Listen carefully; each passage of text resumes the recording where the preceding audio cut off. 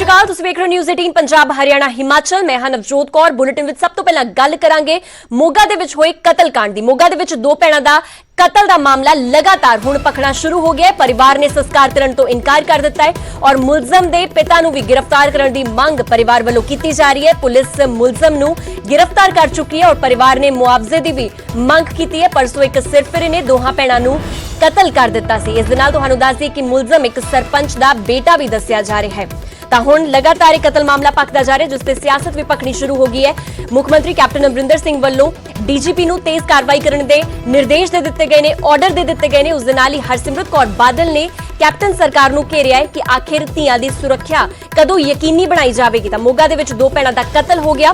दोवें सगियां भैणां सन और एक दी उम्र 24 साल सी और एक उस तो भी छोटी उम्र दी सी। और परिवार ने फिलहाल दोहां भैणां दे संस्कार नूं फिलहाल इनकार कर दिता है कि इन्हां दा संस्कार हजे नहीं किया जाएगा जदों तक मुलजम दे पिता की गिरफ्तारी भी नहीं की जाती। हालांकि पुलिस ने मुलजम नूं गिरफ्तार कर लिया है।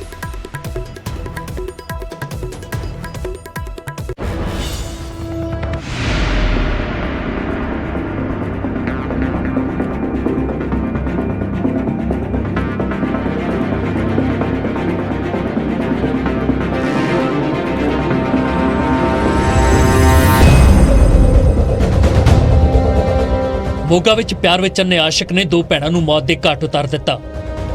ਸੜਕ ਦੇ ਵਿਚਾਲੇ ਸਿਰਫਿਰੇ ਨੇ ਦੋਵੇਂ ਕੁੜੀਆਂ ਨੂੰ ਗੋਲੀਆਂ ਦੇ ਨਾਲ ਛਣਨੀ ਕਰ ਦਿੱਤਾ।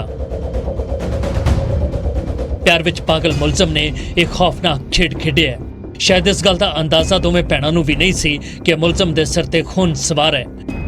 ਮੋਗਾ ਦੇ ਕਸਬਾ ਨਿਹਾਲ ਸਿੰਘ ਵਾਲਾ ਰੋਡ ਤੇ ਪਿੰਡ ਮਾਨੂਕੇ ਦੇ ਨੇੜੇ ਸੇਲਾ ਖੁਰਦ ਪਿੰਡ ਦੇ ਸਰਪੰਚ ਦੇ ਬੇਟੇ ਗੁਰਵੀਰ ਸਿੰਘ ਨੇ ਆਪਣੀ ਕਾਰ ਵਿੱਚ ਬੈਠੀ ਕਮਲਪ੍ਰੀਤ ਕੌਰ ਤੇ ਅਮਨਪ੍ਰੀਤ ਕੌਰ ਨੂੰ ਗੋਲੀਆਂ ਮਾਰ ਦਿੱਤੀਆਂ। ਜਾਣਕਾਰੀ ਦੇ ਮੁਤਾਬਕ ਗੁਰਵੀਰ ਸਿੰਘ ਨੇ ਅਮਨਪ੍ਰੀਤ ਨੂੰ ਜ਼ਬਰਦਸਤੀ ਆਪਣੀ ਗੱਡੀ ਦੇ ਵਿੱਚ ਬਿਠਾਇਆ ਸੀ, ਜਿਸ ਦੇ ਬਾਅਦ ਮਾਨੂਕੇ ਪਿੰਡ ਨੇੜੇ ਪਹੁੰਚ ਕੇ ਕੁੜੀਆਂ ਨੇ ਕਾਰ ਦੇ ਵਿੱਚੋਂ ਉਤਰਨ ਦੀ ਕੋਸ਼ਿਸ਼ ਕੀਤੀ ਤਾਂ ਗੁੱਸੇ ਵਿੱਚ ਆਏ ਗੁਰਵੀਰ ਨੇ ਦੋਵੇਂ ਭੈਣਾਂ ਨੂੰ ਗੋਲੀਆਂ ਦੇ ਨਾਲ ਭੁੰਨ ਦਿੱਤਾ। ਇਹ ਗੁਰਵੀਰ ਸਿੰਘ ਹੈ ਜੀ, ਜਗਦੇਵ ਸਿੰਘ ਸਰਪੰਚ ਦਾ ਮੁੰਡਾ ਜੀ। ਤੁਹਾਡੇ ਪਿੰਡ ਦਾ ਹੀ ਰਹਿਣ ਵਾਲਾ ਪਿੰਡ ਦਾ ਹੀ ਮੌਜੂਦਾ ਸਰਪੰਚ। ਕੀ ਕਾਰਨ ਕੀ ਰਿਹਾ, ਕਿਉਂ ਜ਼ਬਰਦਸਤੀ ਬਿਠਾ ਰਿਹਾ ਜੀ? ਕਾਰਨ ਇਹ ਤਾਂ ਹੁਣ ਉਹਨਾਂ ਨੂੰ ਪਤਾ ਜੀ, ਜਾਂ ਕੋਈ ਕੁੜੀਆਂ ਇਸ ਤਰ੍ਹਾਂ ਦੀਆਂ ਹੈ ਨਹੀਂ ਸੀ। ਪਹਿਲਾਂ ਵੀ ਦੱਸਿਆ ਜਾ ਰਿਹਾ ਕਿ ਪਹਿਲਾਂ ਕੋਈ ਤੰਗ ਪਰੇਸ਼ਾਨ ਵੀ ਕਰਦਾ, ਕੋਈ ਇਸ ਤਰ੍ਹਾਂ ਦੀ ਵੀ ਗੱਲ ਸੀਗੀ? ਇਸ ਤਰ੍ਹਾਂ ਦੀ ਪਹਿਲਾਂ ਕੋਈ ਗੱਲ ਸਾਹਮਣੇ ਤਾਂ ਨਹੀਂ ਆਈ ਜੀ। ਹੁਣ ਜਾਨੀ ਮੰਨ ਲਾ ਵੀ ਤੰਗ ਪਰੇਸ਼ਾਨ ਤੋਂ ਵੀ ਗਾਂਹ ਹੋ ਗਿਆ ਜੀ ਕੰਮ, ਜਦੋਂ ਗੋਲੀਆਂ ਮਾਰਤੀਆਂ। ਕੋਈ ਪਹਿਲਾਂ ਜਿਸ ਤਰ੍ਹਾਂ ਇੱਕ FIR ਦੇ ਵਿੱਚ ਲਿਖਿਆ ਗਿਆ ਕਿ ਇਹਨਾਂ ਨੂੰ ਪੰਚਾਇਤੀ ਵੀ ਸਮਝਾਇਆ ਗਿਆ ਸੀਗਾ, ਉਹ ਹੋਇਆ ਸੀ ਜੀ ਥੋੜਾ ਜਿਹਾ। ਕੀ ਹੋਇਆ ਸੀਗਾ? ਉਹਦੇ ਵਿੱਚ ਜਾਨੀ ਇਹਨਾਂ ਦਾ ਕੋਈ ਆਪਸੀ ਤਰ੍ਹਾਂ ਦਾ ਹੀ ਹੋ ਗਿਆ ਸੀਗਾ, ਫੈਸਲਾ ਹੋ ਗਿਆ ਜੀ। ਅੱਛਾ, ਉਸ ਤੋਂ ਬਾਅਦ ਵੀ ਬੰਦਾ ਹਟਿਆ ਨਹੀਂ ਗਿਆ ਜੀ। ਪੁਲਿਸ ਨੇ ਮੁਲਜ਼ਮ ਗੁਰਵੀਰ ਨੂੰ ਗ੍ਰਿਫਤਾਰ ਕਰ ਲਿਆ। ਵਾਰਦਾਤ ਦੇ ਵਿੱਚ ਵਰਤਿਆ ਗਿਆ ਰਿਵਾਲਵਰ ਤੇ ਕਾਰ ਵੀ ਬਰਾਮਦ ਕਰ ਲਏ ਨੇ। ਪੁਲਿਸ ਦੇ ਮੁਤਾਬਕ ਗੁਰਵੀਰ ਨੇ ਦੋਵੇਂ ਭੈਣਾਂ ਦੇ ਨਾਲ ਜ਼ਬਰਦਸਤੀ ਕਰਨ ਦੀ ਕੋਸ਼ਿਸ਼ ਕੀਤੀ ਸੀ। ਜਦੋਂ ਉੱਥੇ ਮਾਨੂਕੇ ਪਿੰਡ ਪਹੁੰਚਿਆ ਤੇ ਕੁੜੀਆਂ ਨੇ ਬਹੁਤ ਜ਼ਿਆਦਾ ਜਦੋਂ ਵਿਰੋਧ ਕੀਤਾ ਤੇ ਇਹਨੂੰ ਗੱਡੀ ਇਹਨੇ ਥੋੜੀ ਸਲੋ ਹੋਈ ਤੇ ਇੱਕ ਕੁੜੀ ਵਿੱਚੋਂ ਉਤਰ ਗਈ, ਇਹਨਾਂ ਦੀ ਇੱਕ ਭੈਣ ਵਿੱਚੋਂ ਉਤਰਨ 'ਚ ਕਾਮਯਾਬ ਹੋ ਗਈ। ਇਹਨੇ ਤੈਸ਼ 'ਚ ਆ ਕੇ ਦੋਵਾਂ ਦੇ ਗੋਲੀਆਂ ਮਾਰੀਆਂ। ਇਹਦੇ ਕੋਲ ਰਿਵਾਲਵਰ 'ਚ 5 ਰੌਂਦ ਸੀਗੇ, 5 ਦੇ 5 ਹੀ ਇਹਨੇ ਫਾਇਰ ਕਰਤੇ ਔਰ ਇੱਕ ਲੜਕੀ ਦੇ ਸਿਰ 'ਚ ਗੋਲੀ ਲੱਗੀ ਤੇ ਇੱਕ ਸੱਜੀ ਬਾਂਹ ਤੇ, ਦੂਸਰੀ ਦੀ ਵੀ ਸੱਜੀ ਬਾਂਹ ਦੇ ਉੱਤੇ ਗਰਦਨ 'ਚ ਦੂਸਰੀ ਗੋਲੀ ਲੱਗੀ। ਮੁਲਜ਼ਮ ਗੁਰਵੀਰ ਸ਼ਾਦੀशुदा ਹੈ, ਫਿਰ ਵੀ ਉਸਨੇ ਦੋ ਭੈਣਾਂ ਦੇ ਨਾਲ ਜ਼ਬਰਦਸਤੀ ਕਰਨ ਦੀ ਕੋਸ਼ਿਸ਼ ਕੀਤੀ, ਜਿਸ ਦਾ ਸਿੱਟਾ ਕਤਲ ਦੇ ਰੂਪ ਦੇ ਵਿੱਚ ਨਿਕਲਿਆ ਅਤੇ ਮੁਲਜ਼ਮ ਹੁਣ ਸਲਾਖਾ ਪਿੱਛੇ ਹੈ। ਮੋਗਾ ਤੋਂ ਦੀਪਕ ਸਿੰਗਲਾ, ਨਿਊਜ਼ 18।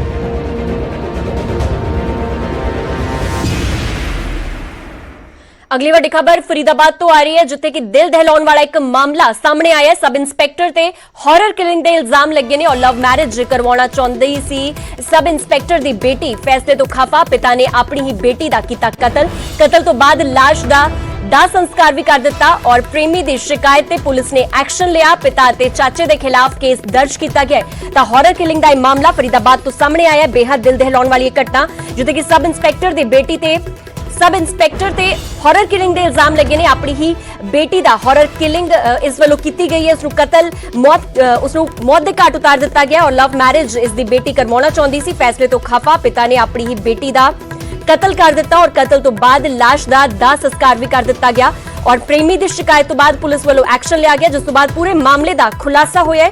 पिता ते चाचे के खिलाफ केस दर्ज करवा लिया गया है। तो फिलहाल वड्डी खबर तुहानू दस दी, फरीदाबाद तो एक खबर सामने आई है, जिथे कि एक सब इंस्पैक्टर वालों हॉरर किलिंग दी वारदात नूं अंजाम दिता गया है। अपनी ही बेटी नूं मौत दे घाट उतार दिता गया है। फिलहाल इस खबर ते वधेरे जानकारी वास्ते मेरे सहयोगी दीपक कुमार ਸਾਡੇ ਨਾਲ फरीदाबाद तो जुड़ चुके ने। दीपक, क्या है ये पूरा मामला और किस तरह से ये सारा मामला खुलकर सामने आया और क्या कुछ एक्शन लिया गया है? देखिए, बिल्कुल फरीदाबाद से ऑनर किलिंग का ये बड़ा दिल दहला देने वाला मामला सामने आया है। दरअसल लड़की के पिता जीआरपी में इंस्पेक्टर है, उनके चाचा जो है वो हेड कांस्टेबल हैं और इनकी बेटी ने लव मैरिज कर ली थी और लव मैरिज के बाद ये 8 फरवरी को इनकी बेटी ने लव मैरिज कर ली थी अपने जो साथी के साथ, जिसके साथ इसकी दोस्ती थी। और इसके बाद ये कोर्ट पहुंचे थे और कोर्ट में इस बात की इन्होंने एप्लीकेशन लगाई थी कि इन्हें परिवार से खतरा है, जिसके बाद कोर्ट ने इनको बाकायदा सुरक्षा दे दी थी। 11 तारीख को ये सुरक्षा खत्म हुई थी और सुरक्षा खत्म होने के बाद ये परिवार जो है, लड़की का जो परिवार है, ये लड़के के घर पहुंचा और कहा कि सामाजिक रीति रिवाज के साथ हम शादी करना चाहते हैं और 19 फरवरी को इनकी आपस में सगाई कर दी गई और अप्रैल के महीने में डेट निकाली गई कि अप्रैल के महीने में शादी कर दी जाएगी। इस बीच लड़की का परिवार जो है वो उसे अपने घर ले गया और उसके बाद 18 मार्च को एक इंफॉर्मेशन आई लड़की के पति के पास कि उसकी हत्या कर दी गई है लड़की की पलवल के किसी गांव में ले जाकर। और इसके बाद उसने पुलिस को सूचना दी। पुलिस ने फिलहाल लड़के के बयान पर मामला दर्ज कर लिया है लड़की के पिता और उसके चाचा के खिलाफ और हिरासत में लेकर फिलहाल जो है पूछताछ जारी है। लेकिन जिस तरह का ये मामला सामने आया है, इसके बाद फरीदाबाद में लोग दम है कि आखिर कैसे पढ़े लिखे लोग और पुलिस जैसे विभाग में कार्यरत व्यक्ति ने अपनी ही बेटी की इस तरह से हत्या कर दी। जी ठीक है दीपक, फिलहाल शुक्रिया तमाम जानकारी के लिए। ਤਾਂ ਵੱਡੀ ਖਬਰ ਫਰੀਦਾਬਾਦ ਤੋਂ ਜਿੱਥੇ ਕਿ ਦਿਲ ਦਹਿਲਾਉਣ ਵਾਲਾ ਇਹ ਮਾਮਲਾ ਸਾਹਮਣੇ ਆਇਆ। ਇੱਕ ਸਬ ਇੰਸਪੈਕਟਰ ਨੇ ਆਪਣੀ ਹੀ ਬੇਟੀ ਨੂੰ ਮੌਤ ਦੇ ਘਾਟ ਉਤਾਰ ਦਿੱਤਾ ਆਪਣੇ ਭਰਾ ਦੇ ਨਾਲ ਰਲ ਕੇ ਔਰ हॉरर किलिंग ਦਾ ਇਹ ਮਾਮਲਾ ਕਿਉਂਕਿ ਬੇਟੀ ਨੇ ਲਵ ਮੈਰਿਜ ਕਰਵਾ ਲਈ ਸੀ ਔਰ ਲਵ ਮੈਰਿਜ ਦੇ ਵਿਰੋਧ ਦੇ ਵਿੱਚ ਇੱਕ ਪਿਤਾ ਵੱਲੋਂ ਆਪਣੀ ਬੇਟੀ ਨੂੰ ਖਾਸ ਕਰਕੇ ਪੁਲਿਸ ਵਿਭਾਗ ਦੇ ਵਿੱਚ ਉਹ ਕਾਰਜਰਤ ਸੀਗੇ ਔਰ ਪੁਲਿਸ ਵਿਭਾਗ ਦੇ ਵਿੱਚ ਉਹ ਕੰਮ ਕਰ ਰਹੇ ਸੀ, ਉੱਥੇ ਅਹੁਦੇਦਾਰ ਸੀਗੇ ਔਰ ਉਸ ਦੌਰਾਨ ਉਹਨਾਂ ਵੱਲੋਂ ਹੀ ਆਪਣੀ ਬੇਟੀ ਨੂੰ ਮੌਤ ਦੇ ਘਾਟ ਉਤਾਰ ਦਿੱਤਾ ਗਿਆ। ਆਪਣੇ ਆਪ ਦੇ ਵਿੱਚ ਬੇहद ਸਨਸਨੀ ਫੈਲਾਉਣ ਵਾਲਾ ਇਹ ਮਾਮਲਾ।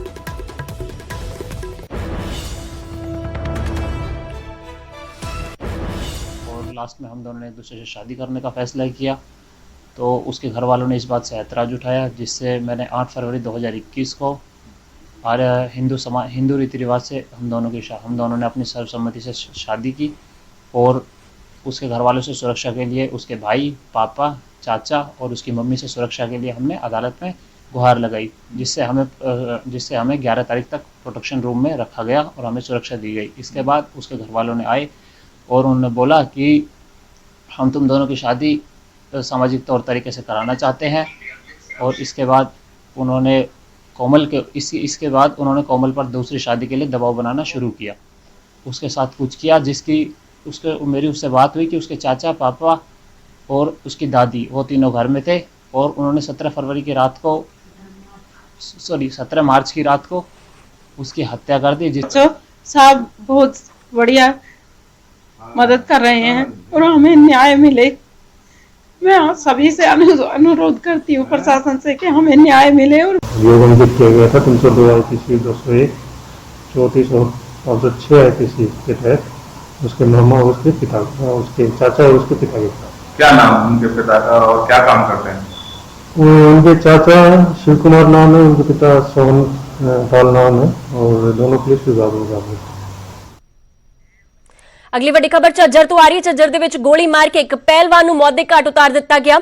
ਆਪਸੀ ਤਕਰਾਰ ਤੋਂ ਬਾਅਦ ਵਧਿਆ ਮਾਮਲਾ ਔਰ ਝज्जर ਦੇ ਪਿੰਡ ਖਾਨਪੁਰ ਦੀ ਵਾਰਦਾਤ ਤੁਹਾਨੂੰ ਦੱਸ ਰਹੇ ਹਾਂ। 22 ਸਾਲ ਦੇ ਪਹਿਲਵਾਨ ਵਿਕਰਮ ਨੂੰ ਗੋਲੀ ਮਾਰ ਦਿੱਤੀ ਗਈ, ਉਸ ਨੂੰ ਕਤਲ ਕਰ ਦਿੱਤਾ ਗਿਆ ਔਰ ਮ੍ਰਿਤਕ ਦੇਹ ਨੂੰ ਦਾਦਰੀ ਦੇ ਹਸਪਤਾਲ ਦੇ ਵਿੱਚ ਫਿਲਹਾਲ ਰਖਵਾ ਦਿੱਤਾ ਗਿਆ। ਤਾਂ ਵੱਡੀ ਖਬਰ ਝज्जर ਤੋਂ ਆ ਰਹੀ ਹੈ ਜਿੱਥੇ ਕਿ ਗੋਲੀ ਮਾਰ ਕੇ ਇੱਕ ਪਹਿਲਵਾਨ ਦਾ ਕਤਲ ਕਰ ਦਿੱਤਾ ਗਿਆ। ਆਪਸੀ ਤਕਰਾਰ ਤੋਂ ਬਾਅਦ ਇਹ ਸਾਰਾ ਮਾਮਲਾ ਭਖ ਗਿਆ, ਜਿਸ ਤੋਂ ਬਾਅਦ इसका कतल कर दिता गया और झज्जर के पिंड खानपुर दे विच सारी वारदात वापरी है। 22 साल के पहलवान विक्रम नूं गोली मार के मौत के घाट उतार दिता गया और मृतक देह नूं फिलहाल दादरी के हस्पताल दे विच रखवाया गया है।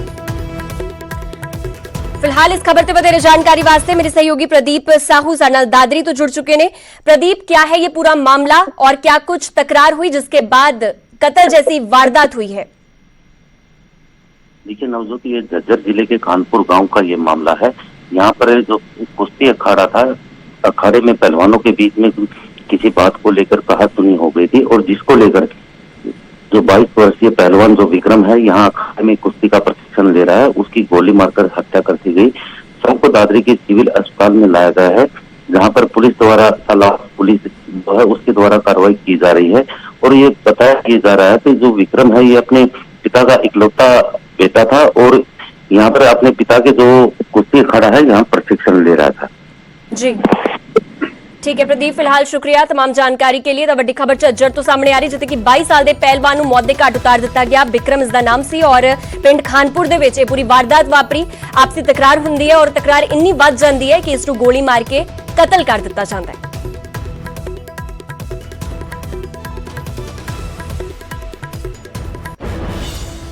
ਉਧਰ ਲੁਧਿਆਣੇ ਦੇ ਵਿੱਚ ਨਸ਼ੇ ਦੇ ਰੈਕੇਟ ਦਾ ਪਰਦਾਫਾਸ਼ ਹੋਇਆ। ਪੁਲਿਸ ਨੇ 54 ਕਰੋੜ ਦੀਆਂ ਪਾਬੰਦੀਸ਼ੁਦਾ ਦਵਾਈਆਂ ਬਰਾਮਦ ਕੀਤੀਆਂ ਨੇ ਤੇ 15 ਮੁਲਜ਼ਮਾਂ ਨੂੰ ਗ੍ਰਿਫਤਾਰ ਕਰਨ ਦੇ ਵਿੱਚ ਕਾਮਯਾਬੀ ਵੀ ਹਾਸਲ ਕੀਤੀ ਹੈ।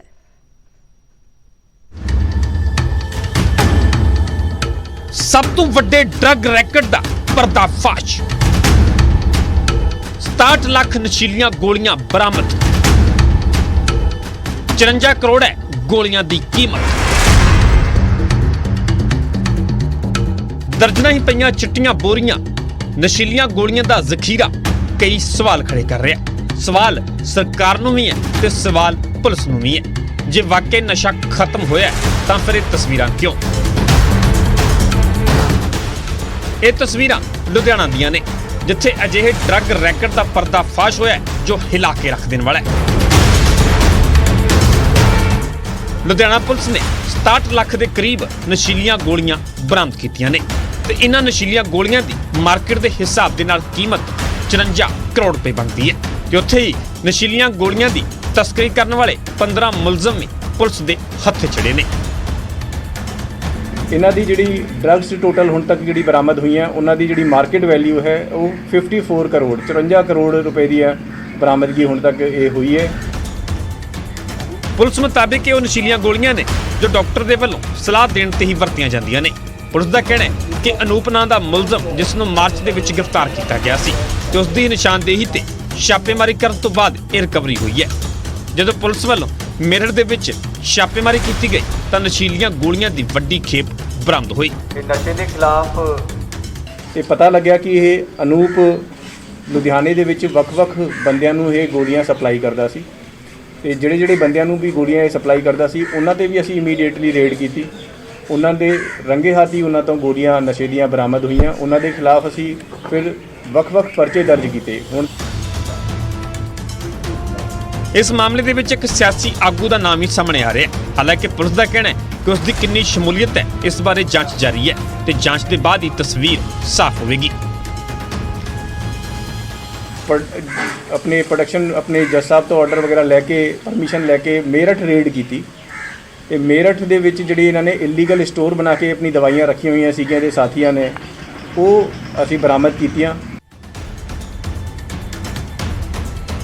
ਉਧਰ ਮਲੋੜ ਦੇ ਵਿੱਚ ਵੀ ਪੁਲਿਸ ਨੂੰ ਵੱਡੀ ਕਾਮਯਾਬੀ ਹਾਸਲ ਹੋਈ ਹੈ ਜਿੱਥੇ ਪੁਲਿਸ ਵੱਲੋਂ 16540 ਨਸ਼ੀਲੀਆਂ ਗੋਲੀਆਂ ਬਰਾਮਦ ਕੀਤੀਆਂ ਗਈਆਂ ਨੇ ਤੇ 2 ਮਹਿਲਾਵਾਂ ਸਣੇ 3 ਮੁਲਜ਼ਮਾਂ ਨੂੰ ਕਾਬੂ ਕੀਤਾ ਗਿਆ। ਪੁਲਿਸ ਮੁਤਾਬਿਕ ਕਾਬੂ ਕੀਤੀਆਂ ਮਹਿਲਾਵਾਂ ਰਿਸ਼ਤੇ ਦੇ ਵਿੱਚ ਭੈਣਾਂ ਨੇ ਤੇ ਦਰਾਣੀ ਜਠਾਣੀ ਵੀ ਲੱਗਦੀਆਂ ਨੇ। 3 बंदे हमने अरेस्ट किए हैं। एक कुलवंत सिंह उर्फ कंता, चरणजीत कौर पत्नी छिंदा और सत्तू पत्नी जसविंदर सिंह, ये तीनों को अरेस्ट करके उन्हें तो 16,540 ट्रामाडोल गोलियां हमने बरामद किया हुआ है। ਸੋ ਡਰੱਗ ਦੇ ਵੱਡੇ ਰੈਕਟ ਦੇ ਵਿੱਚ ਕਿਹੜੇ-ਕਿਹੜੇ ਲੋਕ ਸ਼ਾਮਲ ਨੇ ਜਿਸ ਦੀ ਸ਼ਾਇਦ ਇਹ ਕਾਲਾ ਕਾਰੋਬਾਰ ਚੱਲਦਾ ਸੀ, ਤਾਰਾਂ ਹੋਰ ਕਿਹੜੇ-ਕਿਹੜੇ ਪਾਸੇ ਜੁੜਦੀਆਂ ਨੇ, ਇਹ तमाम ਸਵਾਲ ਨੇ ਜਿਨ੍ਹਾਂ ਦੇ ਜਵਾਬ ਜਾਂਚ ਦੇ ਬਾਅਦ ਹੀ ਸਾਫ਼ ਹੋਣਗੇ। ਲੁਧਿਆਣਾ ਤੋਂ ਜਸਬੀਰ ਬਰਾੜ ਤੇ ਮੁਕਤਸਰ ਤੋਂ ਅਸ਼ਫਾਕ ਟੁੱਡੀ, ਨਿਊਜ਼ 18 ਪੰਜਾਬ।